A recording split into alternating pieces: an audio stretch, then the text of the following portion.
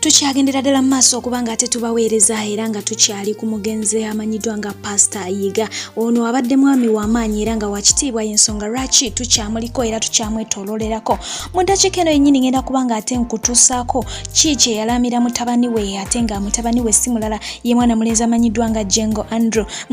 Ki kye yamulamira oba ki kye yamutegeeza nga tanaba kubanga ava mu bulamu bw'ensi eno. Mwana mulenzi ono avuddeyo bw'atyo n'ategeeza eggwanga nti kitaawe yali mukwano gwe nfe akyasingidde ddala era n'atutegeeza nti ono nga tannafa alina ebintu bingi bye yamugamba naye waliwo ebyo byatwalira ddala okubanga bikulu. Gwe wenna eyakatwegattako ngamba nti weebale kubanga otwegasseeko muweereza wo si mulala yenze Fifi J ate nga nkugamba nti mukwano subscribinga channel togireka nga eri etyo tayo. Gwe wenna abaddewo okuva emabega ngamba nti weebale nnyo weebalire ddala. Ngenda kubanga ate era nkutuusaako ne ka biography akatonotono oyongere okubanga onyonyoka omusumba waffe eyatuvudde ku maaso biki ebibadde bimukwatako mu bulamu bwe.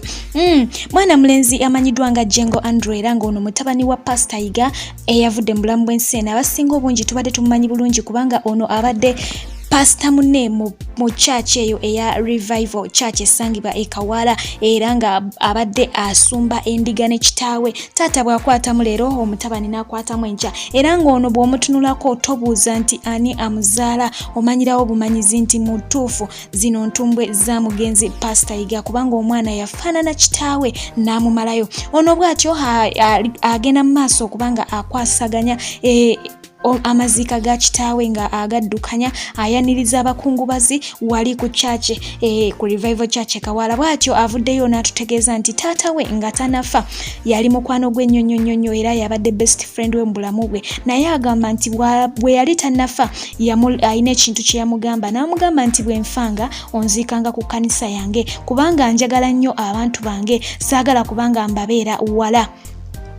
oba mukitegeera ddala bulungi era n'atutegeeza nti ne jjajjaawe muyita omukyala eyali azaala kitaawe naye yagamba nti bwe mbanga nfudde munziikanga kumpi ne mutabani wange bwe muli muziika oba bwe nfanga mutabani wange bw'afanga mumuleetanga kumpi we mulinziika. Kinajjukirwa nti jjajjaawe oba mama wa Pastor Yiga yafa dda naye mu kufa tebamuziika wala olw'ensonga nti omutabani yamanya nti taata ayagala kumuziika ku kkanisa kumpi n'abantu be bw'atyo n'amuleeta ku kkanisa olw'ensonga nti ne jjajja naye yalama nti omutabani bw'afanga bamuteekanga kumpi naye waaliba agalamidde. Kinajjukirwa nti omwami ono Pastor Yiga abadde azaalibwa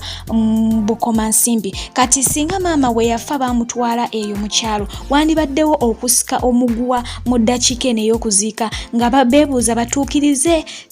batuukirize gundi yaani kusalawo kwani kubanga mama yagamba ayagala kuba kumpi na mutabani we ate n'omutabani n'agamba ayagala kuba kumpi na kanisa. So amagezi amangu ge basala mama bwe yafa bamuteeka ku kanisa era ne mutabani bagambye bagenda kubanga bamugalamizaawo ku kanisa ye olw'ensonga nti ye ayagala kuba kumpi n'abantu be we bali babasabira oba we banaasigala nga basabira.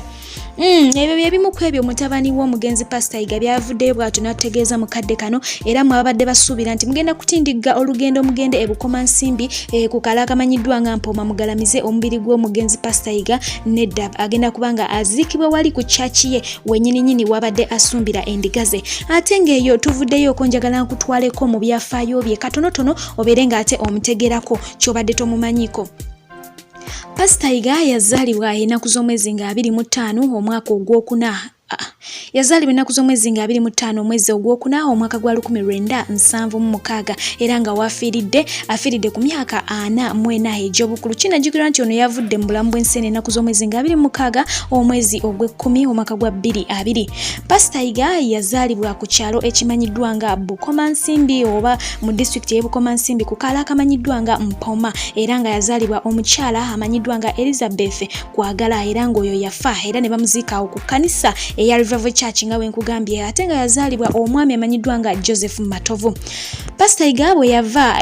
mu kyalo kyabwe ekyo yayingira ekibuga Kampala era ng'ono yatuukira ku katundu akamanyiddwa nga Kaleere ffenna ke tumanyi obulungi era nga yatuukira mu katale akamanyiddwa nga Kizito Market. Awo bw'atyo we yatandikira okubanga asuubula empale n'abeera ng'ate azitunda okusobola okubanga ate atambuza obulamu. Wabula mu mwaka gwa 2040 bw'atyo Mwoyo Mutukuvu yayita Pastor Yiga atandika okubanga abuulira enjiri mu bantu abantu be era bw'atyo n'atandika okubanga abuulira nga kanisa ye eyasookera ddala yasookera wali mu Kiwunya Enankulabye era nga kanisa eyo yali ya Biwempe. Wabula ate mu mwaka gwa 2005 bw'atyo yasenguka nadda wali eri Kawaala awali kanisa y'essaawa eno olw'ensonga nti endiga ze zabadde asumba kuvadde zisinga zirinamu ku ssente ate nga zibadde zirina okwagala ku buweereza bwe munange bwe batyo basonda ssente ne basobola okubanga bagula ettaka gattako n'okubanga basitula ekkanisa eyo era bw'ekyo n'esituka ne batandika okubanga babuulira ekigambo nga bw'abadde akitambuza. Ono abadde mwami ayagala ennyo omuziki era nga tujjukirako bulungi nti yatondawoko bandi eyali emanyiddwa nga Revival Band era ng'eyo mwe mwali abayimbe ab'enjawulo okugeza nga Bena Namisinga, Hassan Nduga, Hajati Madina, Magi Kayima gwe mwali muyita Nabbi omukazi n'abalala bangi bonna baliko mu bandi eyo. Ono yatondawo TV emanyiddwa nga ABS mu mwaka gwa 2014 era ng'eno ezze ewa abantu emirimu bangi era nga TV eyo yakyakako mu mwaka gwa 2015 oluvannyuma lw'okugunjawo programu emanyiddwa nga Kalondozi. Wabula ate Kalondozi eyo yamala neggalwawo UCC olw'ensonga nti yali eyingirira eddembe ly'abantu gwe bw'otyo nga bw'oyinza okubanga okitegeera kubanga yali erondoola bantu.